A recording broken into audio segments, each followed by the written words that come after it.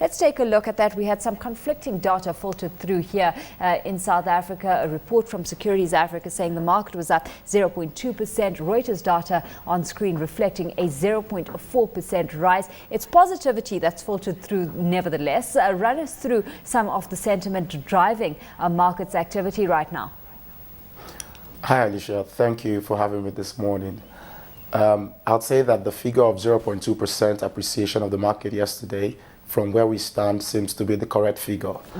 We saw some return of the bulls yesterday as against what happened on Monday. We saw a situation where the banks that were rescued by the CBN recently, investors had sentiments leading to investing in those banks. And that is not far-fetched in the sense that the CBN just recently announced that it has firm bids for 4 of those rescued banks. And what you saw was investors lining up to tap into the levels that you have at those banks trading right now, hoping that when they are acquired by a better institution, be them foreign banks or local banks, they'll be shareholders of the new institution. We've had some traders describing where we're at the moment as a very funny place. How would you describe where we're at the markets right now?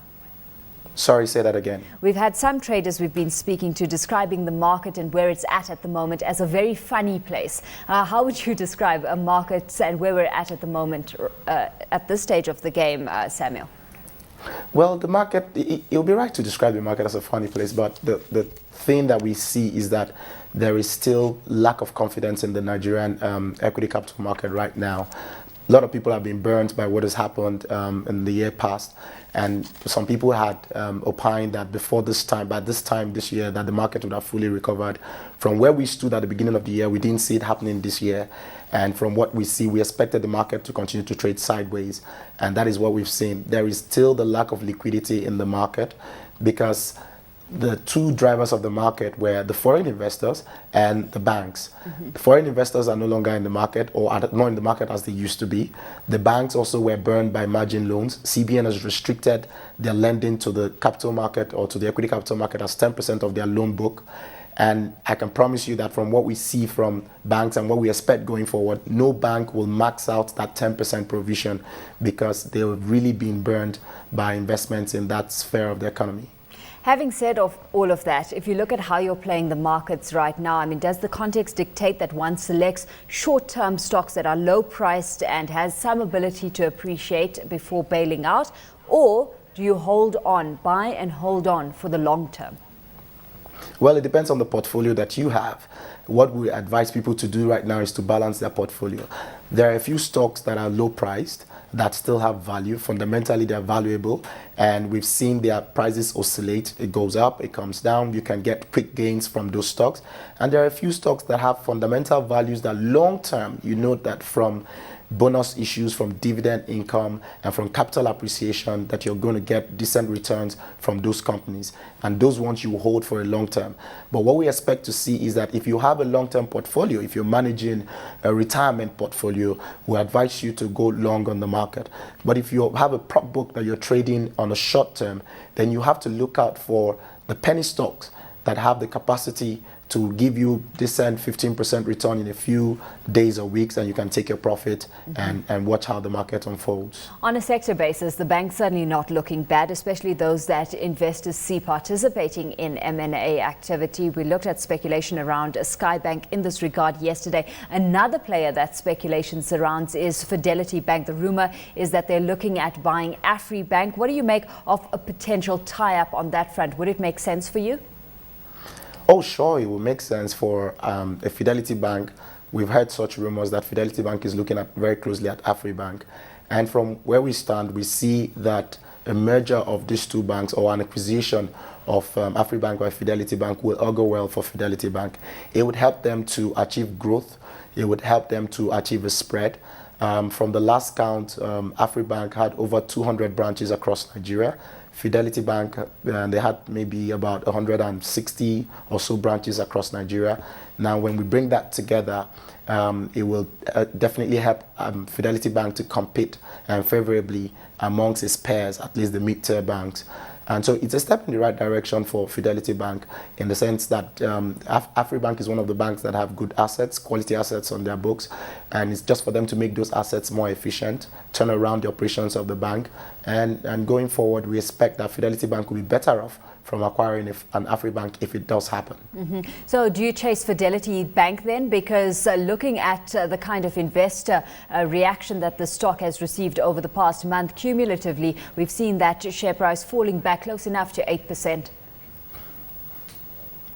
Well, I expect that investors, this news about Fidelity Bank acquiring Afri Bank has just filtered into the market, and we expect that investors will begin to play in that direction to see it as a way of getting, if they do acquire Afri Bank, they'll probably end up being among the top 6-7 banks in the country in terms of maybe asset base. And so it will be a step in the right direction for investors to begin to look at Fidelity Bank right now, to see it as an opportunity to get in now whilst they are still Fidelity Bank. But you know, issues regarding mergers and acquisitions are still hush-hush, and we don't know what the full details are. As these details begin to unfold, I believe that investors will begin to play in that line. It's not only Fidelity Bank. There are rumors bordering on Access Bank acquiring one of the banks, FCMB acquiring one of the... In fact, if we have to get banks. specific on Access Bank, it's Access Bank rumored to be sniffing around Union Bank right now. What kind of synergies do you see being extrapolated there? That would be another giant leap for Access Bank. We hear that Access Bank is, as you put it, sniffing around Union Bank. Union Bank, from the last review that I saw, half year 2010, their assets were over ₦1 trillion. And if Access Bank was to acquire Union Bank, I know that Union Bank have very quality assets, and it's just making the bank more efficient. And they have a good customer base, and they have a good deposit base.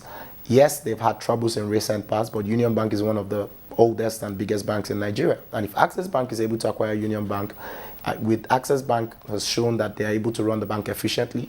They've been able to run the bank profitably. And so the management of Access Bank coming over to Union Bank will spell good investor sentiments as far as the new entity that will come up will be concerned. And we think that's a step in the right direction also. Well, while lots of speculation surrounds the banking sector, specifically the food and beverages sector seems to be proving to be the mainstay when it comes to investor choice because of its defensive characteristics. A stock pick within that space for you has been Dangote Flour. Run us through why exactly you're looking at this, especially in a context where we know we've got the possibility of rising wheat prices coming to the fore, and that impacting possibly on input costs for a company like Dangote Flour moving forward. Well, what is happening globally, and especially in Russia, as far as wheat is concerned, is going to affect companies that are in that business all over the world, Nigeria notwithstanding. We expect that it will affect companies in Nigeria also. But we've seen Dangote Flour position themselves appropriately. We've seen the company do well in recent past, and we expect that going forward in the midterm.